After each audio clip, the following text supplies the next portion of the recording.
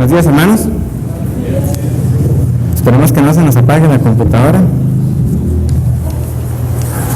porque esta mañana traigo bastantes citas para los que toman apuntes, porque son relevantes para que podamos entender el fundamento de las razones que vamos a dar hoy con los elementos del arrepentimiento. Entonces, nosotros tenemos también tres elementos.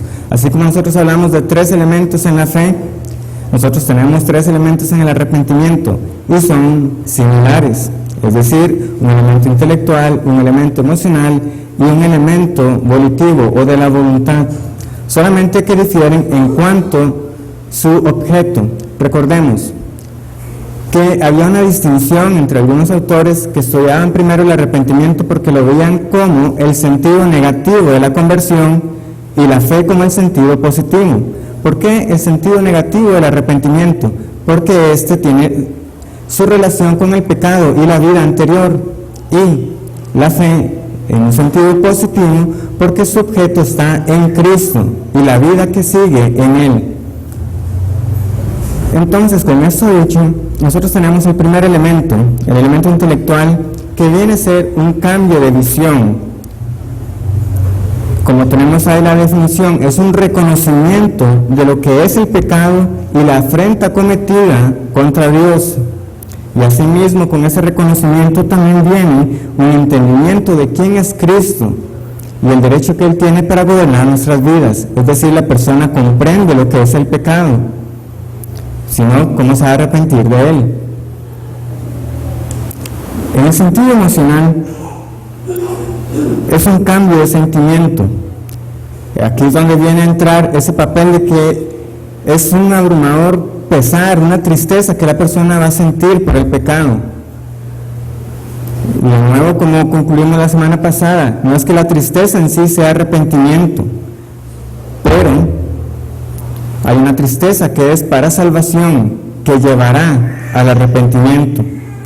Nosotros también podemos notar que en el Antiguo Testamento este pesar que las personas sentían se veía reflejado en muchas señales externas.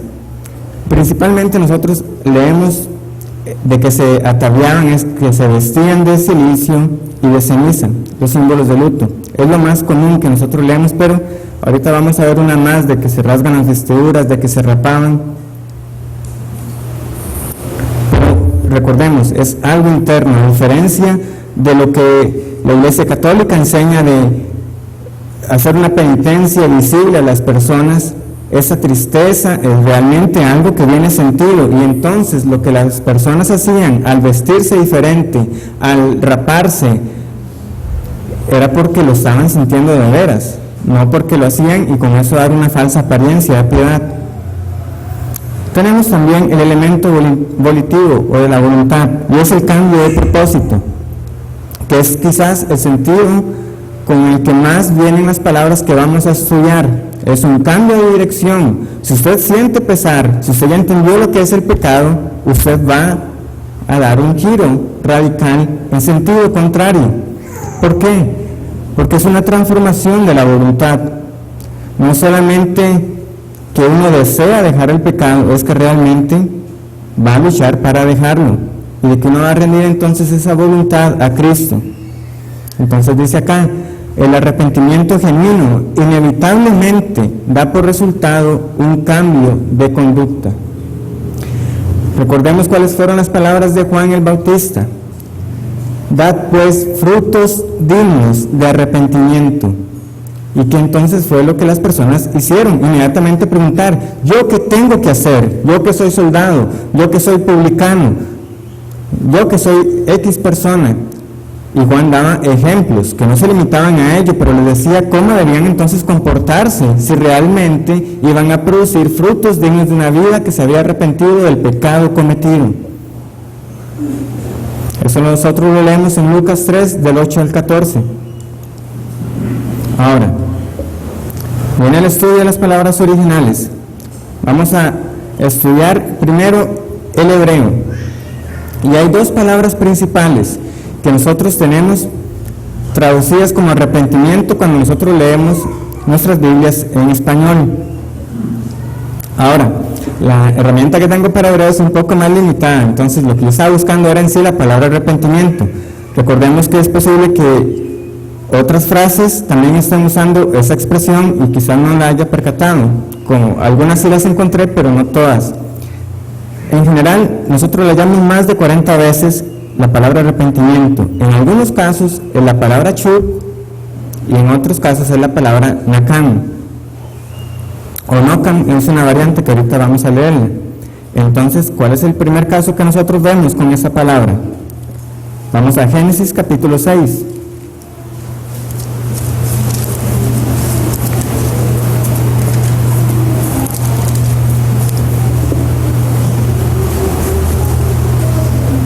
Y dice así, Génesis 6, versículos del 6 al 7. Y se arrepintió Jehová de haber hecho hombre en la tierra, y le dolió en su corazón, y dijo Jehová, raeré de sobre la faz de la tierra a los hombres que he creado, desde el hombre hasta la bestia, y hasta el reptil, y las aves del cielo, pues me arrepiento de haberlos hecho. Entonces esto sienta un precedente. Aquí la palabra es nakam, y todas las demás citas que ustedes están viendo en la pantalla son también la palabra nakam, y que son traducidas por lo general como arrepentirse. Ahora, ¿qué es lo que nosotros debemos ver aquí en particular?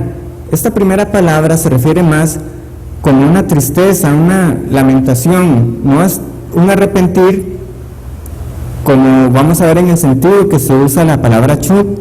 De hecho, nosotros podemos ver que está relacionado con ese dolor, porque la frase lo explica. Él dice, y se arrepintió Jehová de haber hecho hombre en la tierra, y le dolió en su corazón. Esa frase está explicando más el sentido en el cual se dice que Jehová se arrepiente.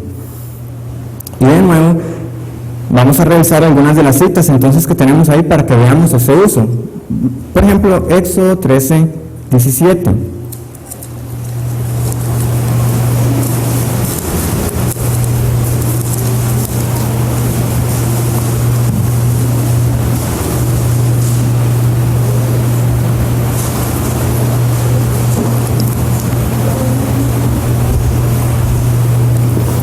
Y luego que Faraón dejó ir al pueblo, Dios no los llevó por el camino de la tierra a los filisteos, que estaba cerca, porque dijo Dios, para que no se arrepienta el pueblo cuando vea la guerra y se vuelva a Egipto. Es decir, de que se lamenten de haber salido.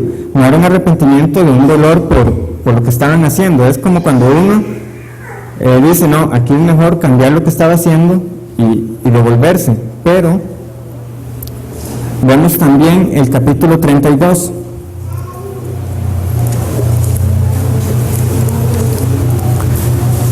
Versículos del 12 al 14. Aquí es Moisés intercediendo. ¿Por qué han de hablar los egipcios diciendo, para mal los sacó, para matarlos en los montes y para raerlos de sobre la faz de la tierra?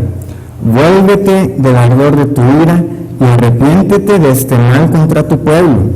Acuérdate de Abraham, de Isaac, de Israel, tus siervos, a los cuales has jurado por ti mismo, y les ha dicho, yo multiplicaré vuestra descendencia como las estrellas del cielo, y daré a vuestra descendencia toda esta tierra de que he hablado, y la tomarán por heredad para siempre. Entonces Jehová se arrepintió del mal que dijo que había de hacer a su pueblo. De nuevo, sigue siendo la palabra nakam. Y entonces, la mayoría de las veces que nosotros la vamos a leer, se va a referir a Dios arrepintiéndose de algún mal. Es entonces la que nosotros leemos en 1 Samuel 15, 29. También.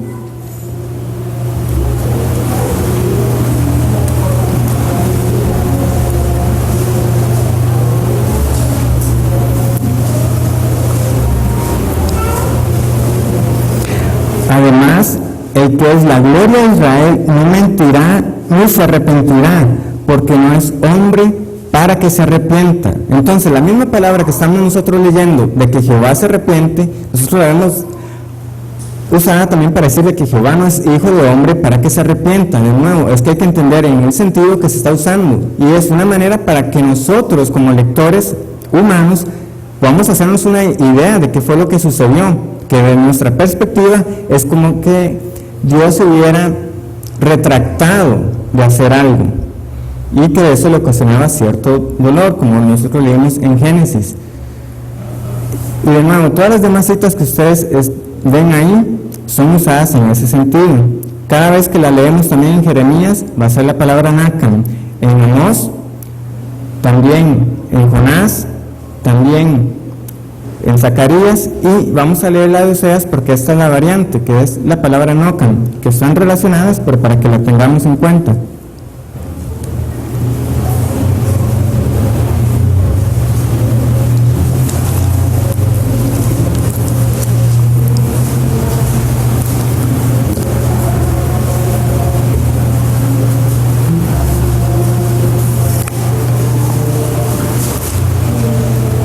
De la mano del Seol los redimiré, los libraré de la muerte. Oh muerte, yo seré tu muerte y seré tu destrucción, oh Seol. La compasión, y aquí compasión en la palabra Nocan, será escondida de mi vista. En algunas nosotros podemos haber leído, el arrepentimiento será escondido de mi vista. Entonces vemos de nuevo que es algo más emocional, más que un cambio de parecer.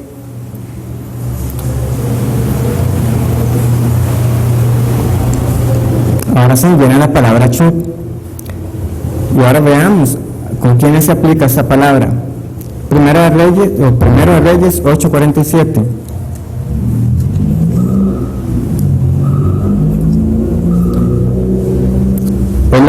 Es la oración de Salomón. Dice así: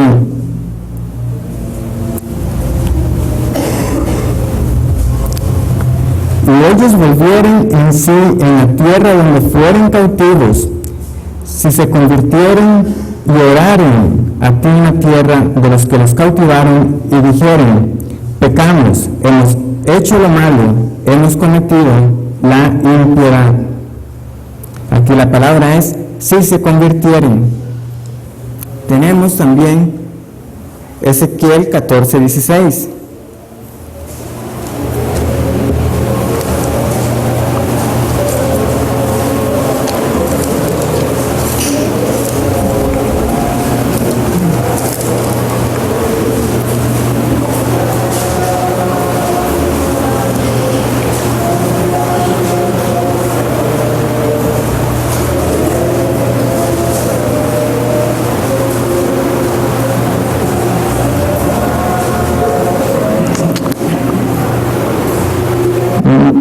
Creo que esa la apuntó mal. Busquemos 18:30.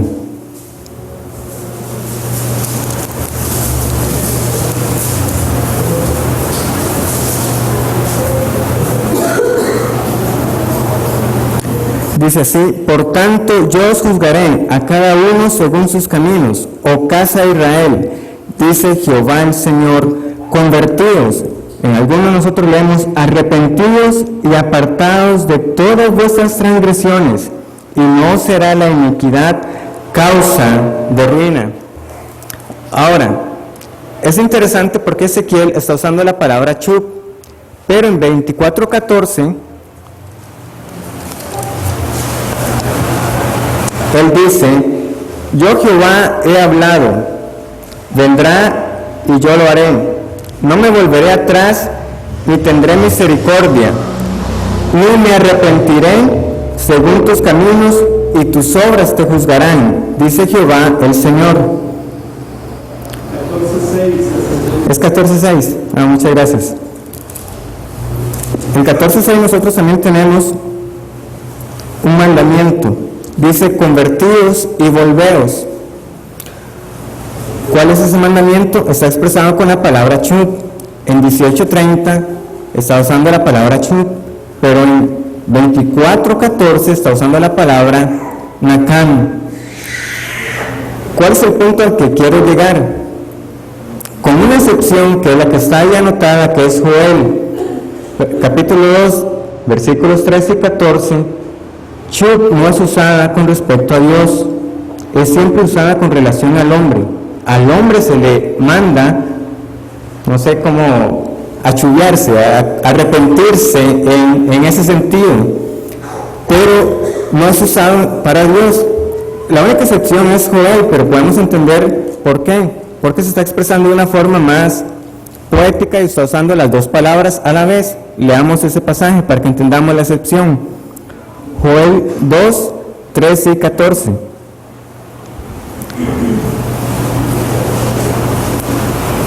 Rasgad vuestro corazón y no vuestros vestidos, y convertíos a Jehová vuestro Dios, porque misericordioso es Dios y clemente, tardo para la ira y grande misericordia, y que se duele del castigo.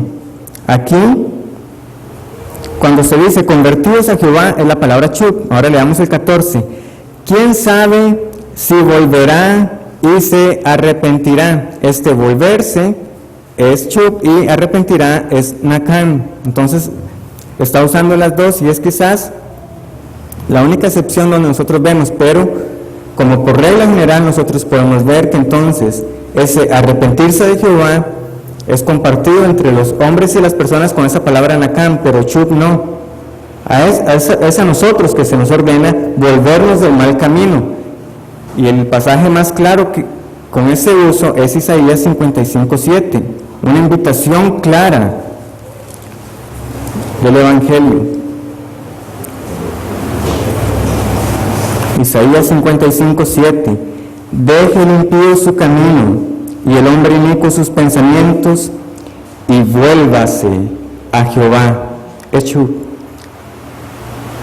el cual tendrá de él misericordia, y al Dios nuestro, el cual será amplio en perdonar. Esto es con respecto al Antiguo Testamento. Ahora, cuando vamos al Nuevo, aunque cambiamos de idioma, no es que vamos a encontrar algo totalmente distinto, pero tenemos una palabra más, lo cual nos da un mayor grado de detalle. Dijimos que hay tres elementos: el intelectual, el emocional y el volitivo. Curiosamente, estas tres palabras van a reflejar un poco esa clasificación que nosotros hemos hecho. Entonces tenemos tres: metamelomai, metanoia y epistrefo. Entonces vamos con la primera. Metamelomai es un cambio de mente, que uno mismo cambia su forma de pensar, un lamento o un remordimiento. Vamos a Mateo y ver algunas de esas citas que usan esa expresión.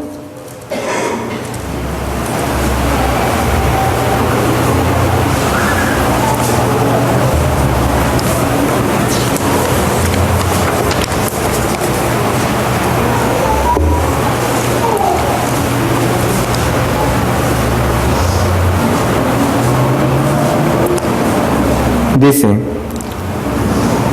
Mateo 21:28, ¿pero qué os parece?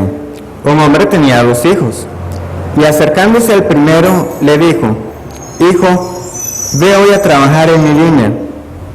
Respondiendo él, dijo, no quiero, pero después, arrepentido, fue. De nuevo, un remordimiento, un lamento, le dije que no a mi papá, y después va y lo hace. Tenemos también Hebreos 7:21. Este es interesante porque es una referencia al Salmo 110:4. Y veamos cómo lo traduce Hebreos 7:21.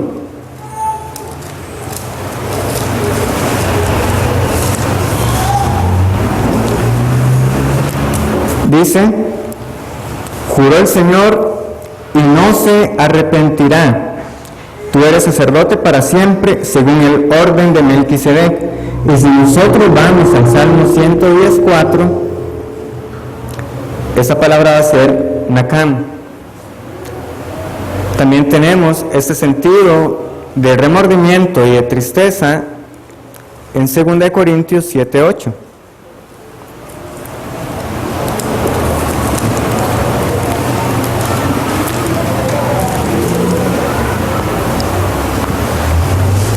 Porque aunque os contristé, aquí es la palabra contristé, con la carta no me pesa, aunque entonces lo lamenté, porque veo que aquella carta, aunque por algún tiempo, os contristó.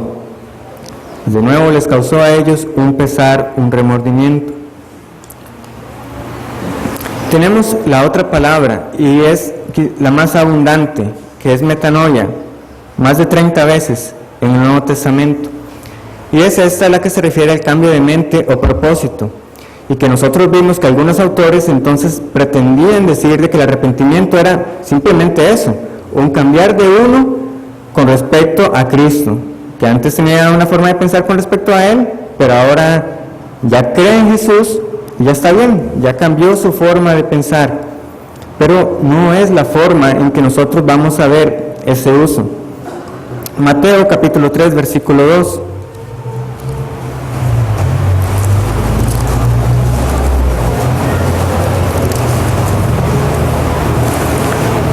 Fue justamente esa la palabra con la que inició el Señor su ministerio.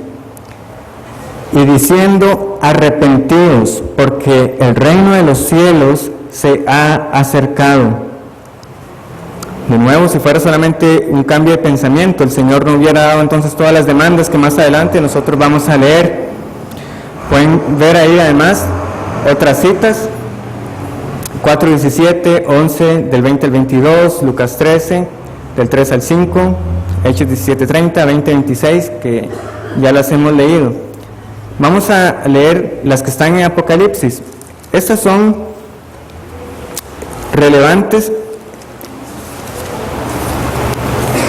porque pueden ser parte del argumento para contrarrestar lo que dijo Schaeffer. Él dijo que en Juan no se usa toda la palabra, pero al menos si nosotros estamos en lo correcto en atribuir la escritura de Apocalipsis a Juan el Evangelista, que no es un consenso general, pero es lo mayormente aceptado, no es que la palabra le fuera ajena a él. Él la usó abundantemente, pero en Apocalipsis, y nosotros podemos ver que en los llamados a las 7 iglesias fue como él los exhortó a que cambiaran su forma de hacer. Por ejemplo, en el versículo 5 del capítulo 2, recuerda por tanto de dónde has caído y arrepiéntete y haz las primeras obras. No solamente cambie su forma de pensar, no, haga lo que estaba haciendo. Hay una conducta que está asociada siempre con el arrepentimiento, pues si no, vendré pronto a ti y quitaré tu candelero de su lugar si no te hubieres arrepentido. Tenemos también el versículo 16, por tanto, arrepiéntete, pues si no, vendré a ti pronto y pelearé contra ellos con la espada de mi boca. Y de nuevo, había una parte a esta iglesia en Pérgamo que era digna de ser alabada. Ellos se oponían a una secta llamada de los Nicolaitas, pero había algo que no estaban haciendo y el Señor los exhorta a arrepentirse de lo que les faltaba. El versículo 3 del capítulo 3, acuérdate pues de lo que has recibido y oído y guárdalo y arrepiéntete, pues si no velas, vendré sobre ti como ladrón y no sabrás a qué hora vendré sobre ti. El versículo 19, yo reprendo y castigo a todos los que amo, sé pues celoso y arrepiéntete.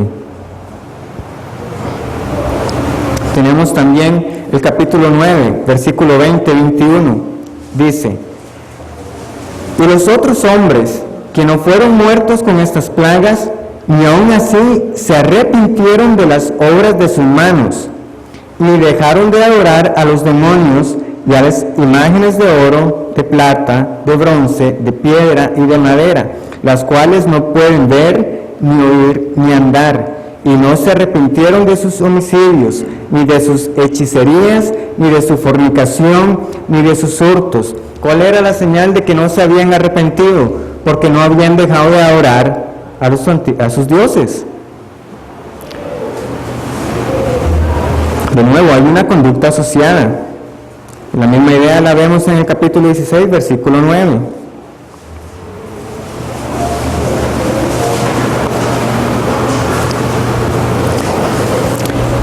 Y los hombres se quemaron con el gran calor y blasfemaron el nombre de Dios, que tiene poder sobre estas plagas, y no se arrepintieron para darle gloria.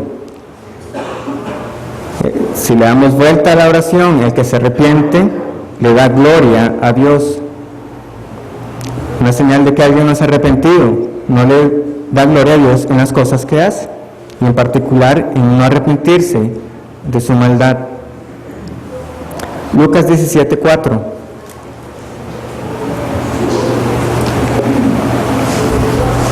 Con Lucas 17:4 introducimos también la otra, que es epistrefón. Dice así Lucas 17:4: y si 7 veces al día pecare contra ti, y si 7 veces al día volviere a ti diciendo, me arrepiento, perdónale. Me arrepiento es metanoia. Y volviere a ti es la palabra epistrefón. Y este es el sentido primario de ese término. Epistrefón es volver o regresar. O sea, se estaban dando hacia un lado y usted se regresa. Es como nosotros leemos en 1 de Pedro 2:25, no tienen que buscarlo. Porque vosotros erais como ovejas descarriadas, pero ahora habéis vuelto al pastor y obispo de vuestras almas. Ahí va la oveja perdida y ahora viene el redil, epistrefó. Tenemos también otros pasajes como Mateo 13:15, lo vamos a buscar.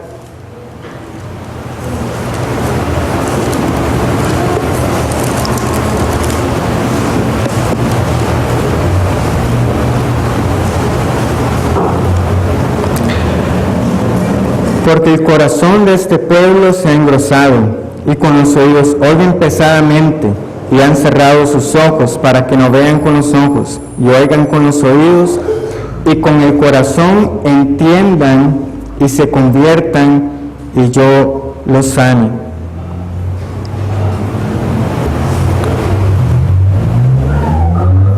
Que entiendan con el corazón. Nosotros tenemos la costumbre de venir y señalarlos acá, aunque nosotros sabemos que no nos referimos al órgano físico, pero cuando ellos lo usaban, nosotros más bien deberíamos venirnos hacia acá, siempre aquí, a los intestinos, a las vísceras, porque es algo que nace de adentro, profundo, en las entrañas.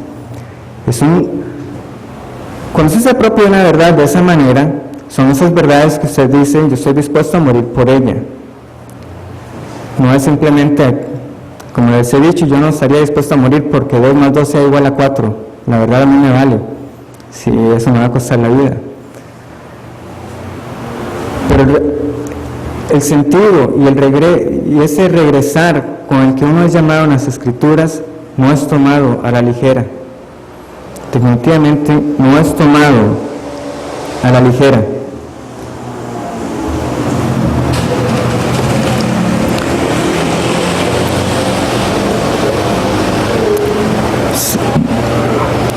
En Hechos tenemos varios más, vamos a buscar.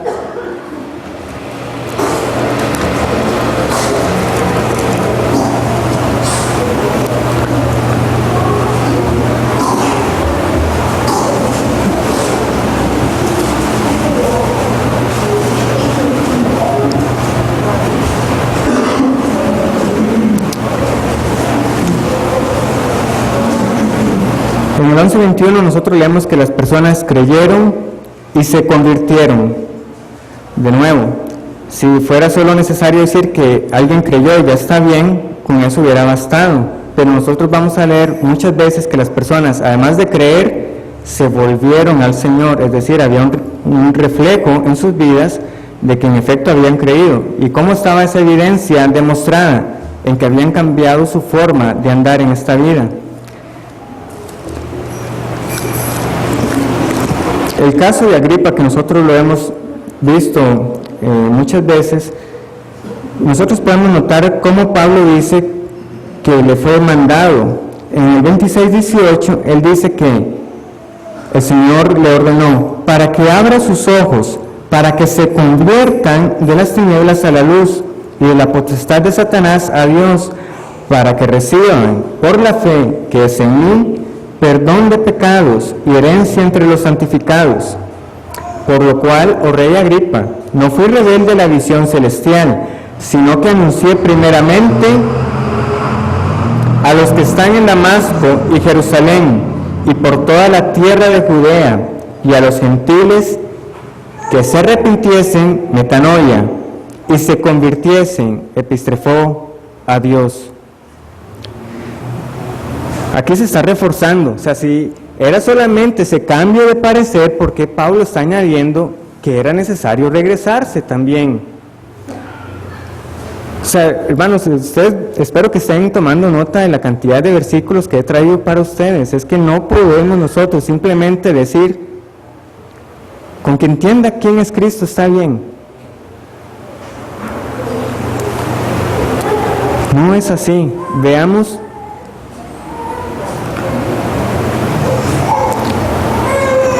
cómo eso está, por ejemplo, es consistente con la acción de pedir perdón. Una persona dice, tengo que pedirle perdón a mi hermano, a tal persona que he ofendido. Ya en su mente, él está claro de que tiene que pedir perdón, pero uno no tiene el derecho de detenerse ahí, sino que nosotros leímos en 17:4 en Lucas, que volviéndose a pedirle perdón a uno. O sea, la persona hay que hacer una acción, hay que ir, cambiar de donde uno estaba para ir y pedir el perdón, que uno ya entendió que había que hacerlo.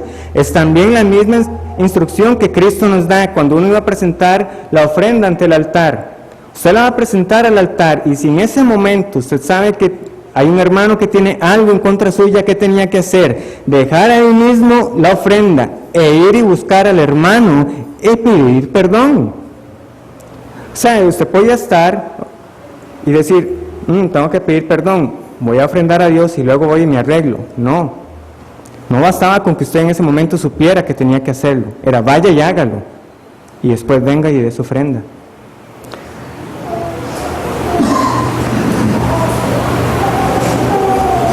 También es el que se lee en 2 de Pedro 2:22 del perro que vuelve a su vómito. Ciertamente se está usando del perro, pero ¿quiénes son esas personas que son tratadas ahí como perro que vuelve a su vómito? Son aquellos que, habiendo tenido el conocimiento del Señor, vuelven al mundo para ser vencidos por Él. Es decir, intentaron cambiar de rumbo, pero al final de cuentas siguen por el camino ancho. Santiago 5:19-20, para cerrar con el uso de epistrefó.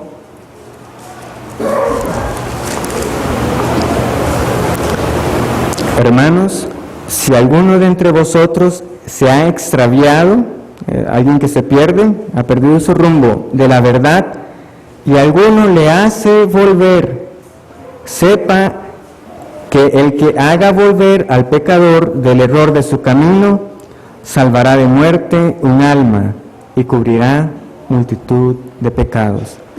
Es decir, que un hermano se arrepienta de lo que estaba haciendo. Eso es hacer volver del error. No es simplemente que la persona reconozca que hizo mal, es que se arrepienta. Y Santiago nos dice, y usted habrá librado de muerte un alma. Así son las consecuencias eternas de no cambiar el rumbo.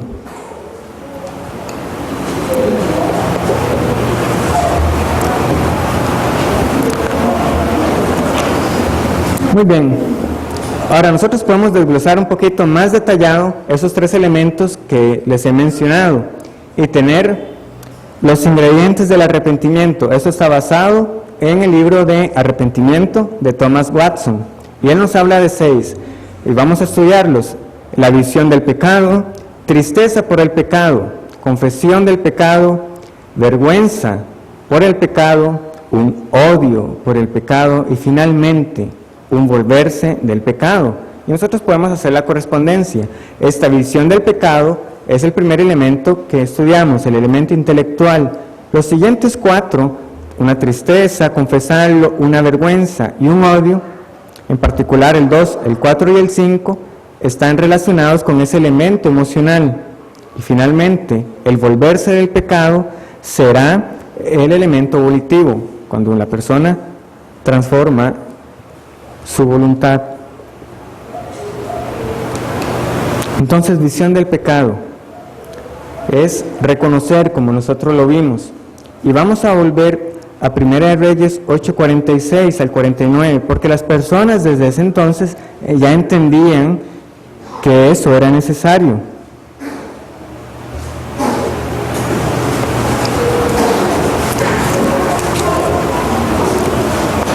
Y veamos lo que dice Salomón en el versículo 46. Si pecaren contra ti, porque no hay hombre que no peque, y estuvieses airado contra ellos, y los entregares delante del enemigo, para que los cautive y lleve a tierra enemiga, sea lejos o cerca.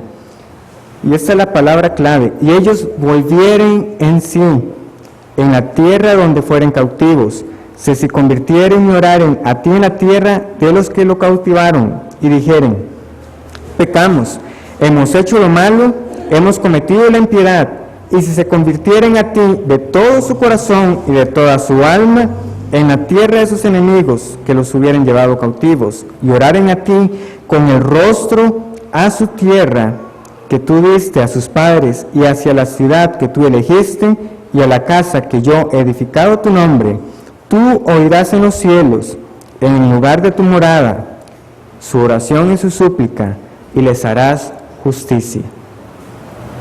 Una humillación total, pero la palabra que llama la atención en este caso es: si volvieren en sí. Esta palabra es clave en el relato del hijo pródigo. Vamos a buscarlo. ¿Qué es lo que pasa con el hijo pródigo? Es algo similar a lo que el rey Salomón está describiendo aquí. Están cautivos, están sufriendo las consecuencias de su pecado. Es lo mismo que pasa con el hijo pródigo. Va, gasta su dinero en prostitutas, en una serie de pecados y otros que no nos son descritos, hasta el punto que tiene que ir a pedir trabajo dándole de comer a los cerdos. Y entonces dice el versículo 17: y volviendo en sí. Ese es el momento en que usted realmente comprende lo que el pecado es. Y creo que debería ser entonces la experiencia que cada persona aquí que confiesa ser creyente, que tuvo. Usted en un momento dijo: estoy pecando contra Dios. Fue lo que dijo esta persona: ¿cuántos jornaleros en la casa de mi padre tienen abundancia de pan y yo aquí perezco de hambre? Me levantaré e iré a mi padre y le diré: Padre, he pecado contra el cielo y contra ti. Nosotros luego sabemos lo que va a suceder. Él llega con este discurso que ya ha preparado y el padre no lo deja ni terminar, pero le dice: Padre, he pecado contra ti. Entonces, cuando una mayoría de las personas se consideran buenas, nosotros sabemos entonces que realmente es una concesión de parte del Padre, que uno pueda entender que lo mejor, por más bien que uno se porte, esos son solamente trapos de inmundicia delante del Señor. Y asimismo tenemos la tristeza por el pecado. Se los dije la semana pasada, tanto como uno podría esperar que una mujer dé a luz sin dolor, uno podría esperar un arrepentimiento sin tristeza. Es decir, que no hay tal cosa. Bueno, no sé si con la cesárea cuánto el dolor se quitará, pero no nos metamos en esos casos. Por parte natural, habría que añadirle ahí entonces.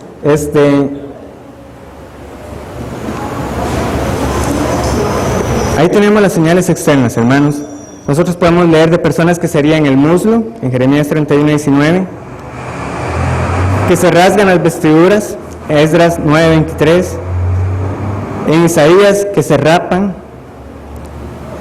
las múltiples referencias a vestirse de ceniza y silicio, como leemos en Jonás capítulo 3, o también tenemos al publicano en Lucas 18, que él decía: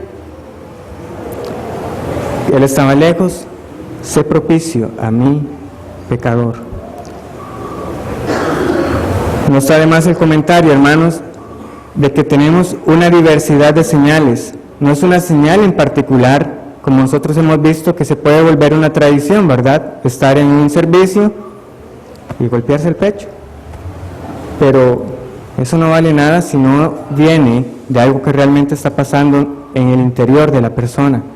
Hay muchas formas en que eso se manifestaba.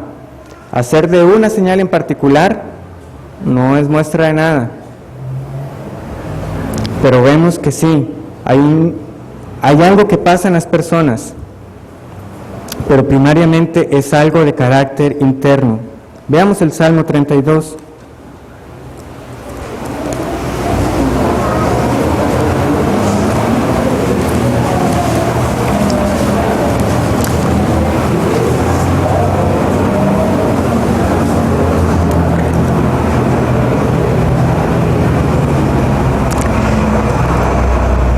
Ahí lo que ven es una coma, o sea, no es que dice Salmo 32, 38, es Salmo 32 y también el 38. Sí, creo que no lo separé bien. ¿Qué dice el versículo 3? Mientras callé, se envejecieron mis huesos en mi gemir todo el día, porque de día y de noche se agravó sobre mí tu mano, se volvió mi verdor en sequedades de verano. Ahora, el Salmo 38, oración de un penitente. Porque mis lomos están llenos de ardor y nada sano hay en mi carne, en el versículo 7. Estoy debilitado y molido en gran manera, gimo a causa de la conmoción de mi corazón. Versículo 17. Pero yo estoy a punto de caer y mi dolor está delante de mí continuamente. Por tanto confesaré mi maldad y me contristaré por mi pecado. Hermanos, ¿cuál es el propósito de esta tristeza que lleva a la salvación? Es hacer a Cristo cada vez más precioso. ¿Cuánto gozo da para el alma que está atribulada el saber que hay un Salvador? ¿Y cómo sabemos nosotros eso? ¿Cómo termina este salmo, hermanos? Versículo 21. No me desampares, oh Jehová, Dios mío, no te alejes de mí. Apresúrate a ayudarme, oh Señor, salvación.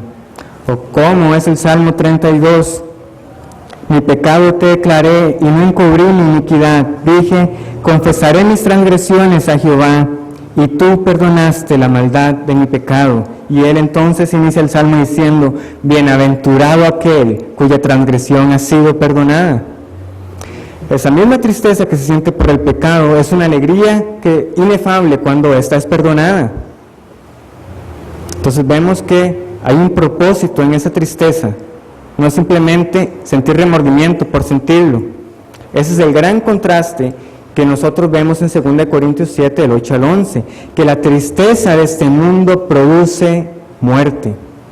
El pastor Eric me decía la semana pasada, es interesante que a los gentiles se les concedió arrepentimiento para vida. Quiere decir que hay una tristeza que lleva a la muerte, y es así, en efecto. La tristeza de este mundo es muerte, pero la tristeza que es de Dios es para salvación. Y nosotros habíamos dejado entonces una tarea. Estamos cortos de tiempo. ¿Alguno que quiera comentar algo en particular con respecto a sus casos de estudio? Esaú, Acab, el joven rico o Judas. Bueno, casi Don Ángel. en los casos es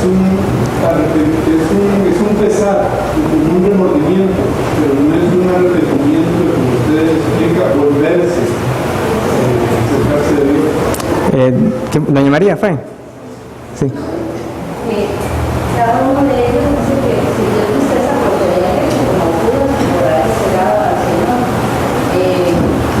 Esaú como acá por la edad de tuvo tristeza porque no pudo la propiedad de Jabón, pero igual alguno es rico, o sea, tuvo tristeza porque no pudo deshacerse de sus riquezas, pero en realidad ellos no hubo ningún arrepentimiento de lo que habían hecho. Todos hicieron matar, simplemente Se entristecieron. ¿Eduardo? Sí, bueno, lo que pasa con ellos es igual como cualquier hombre que dice, se arrepiente de haber sido un ladrón porque está en la cárcel y se arrepintió de su vida por lo que está enfrentando ahora. Pero el verdadero arrepentimiento, como dijiste, es el arrepentimiento para la vida, es aquel en donde uno se arrepiente, como dijiste, de sus pecados, puede ver que son sus pecados, la maldad que ha cometido contra quien ha cometido sus pecados, y volverse no a otros pecados, o a otra manera de vida, sino a la justicia de Dios, que es Cristo Jesús. Ese es el arrepentimiento para Dios. Bien, don Álvaro. Sí, se arrepienten, pero siguen haciendo lo mismo. En el momento sienten tristeza, pero después llegan a hacer lo mismo. Sí, voy a tener que resumirlo así. Esaú, nosotros leemos de que lloró después de que vio que ya la primogenitura no era más para él, pero nosotros vimos como él la menospreció en Génesis 25, por un plato de comida. Total, ¿para qué la quiero?, dijo él en ese momento. Luego lo lamentó llorando, pero ya no hubo más oportunidad de arrepentimiento. Pero uno dirá, ay, pobrecito Esaú, ¿cómo lloró? ¿Cómo el Señor no tuvo compasión de él y su papá? ¿Por qué no cambió la bendición que ya le había dado? Hermanos, en el capítulo 27, del 38 al 41, después de que lloró, una vez que dejó de llorar, ¿qué fue lo que planeó? La muerte de su hermano. Y la mamá le dijo, váyase porque lo van a matar. Ese fue el arrepentimiento y el llorar que tuvo Esaú. En el caso de Acab es interesante, porque primero estuvo triste porque no tuvo la viña. Luego iba todo contento porque ya Jezabel le dijo, vaya, ya es toda suya. Pero Elías le sale al encuentro. Espero que hayan leído todo el capítulo. Y él le dijo, los perros lamerán tu sangre. Eso le pegó a Acab. Y él realmente se humilló delante del Señor. Nosotros leemos al final que Dios le dice a Elías, ¿no has visto cómo se ha humillado Acab? Pero hay algo de lo que no nos debemos engañar. Esa humillación de Acab solo le alcanzó para que él no muriera lamido por los perros. Porque toda la descendencia se iba a morir así. Porque más adelante un profeta le va a decir, no vaya porque así lo van a vencer a usted. Y fue y murió. Hasta ahí le llegó. Por eso sabemos que no fue un arrepentimiento genuino. El joven rico, nosotros sabemos que sintió tristeza por sus bienes materiales. Y en el caso de Judas, que lo conocemos bastante bien. Como ya estamos sobre tiempo, yo había traído además unos contraejemplos. Que entonces, anótenos para que los estudien cuál es la diferencia entonces que nosotros tenemos en estos casos. Manasés, segundo de Crónicas 33. Hermanos, a la par de Manasés, Acab hasta parece un rey bueno, cuando ustedes lean lo que él hizo. Zaqueo era también rico. Lean Lucas 19. ¿Cuál fue la diferencia entre Zaqueo y el joven rico? Y bueno, el más conocido, con el cual contrastamos nosotros a Judas, Pedro. Y nosotros tenemos la gran diferencia en Lucas 22. Entonces, que noten cuáles son entonces esas diferencias que nosotros podemos decir que en estos casos la tristeza, si la hubo, porque en el caso de Zaqueo no leemos específicamente que se haya entristecido, pero que sí es un caso contrario al joven rico. Manasés, Zaqueo y Pedro, que estudiamos esos casos, y los dejo con estas dos preguntas para consideración. ¿Es que acaso tenemos todos la misma tristeza por el pecado? Sabemos que no es así. No es algo que uno puede medir con una regla, con un instrumento de medición. Pero entonces, ¿cuán grande debe ser esa tristeza por el pecado? ¿Cuán grande debe ser? ¿Por qué no le alcanzó a unas personas? Que el Señor les bendiga.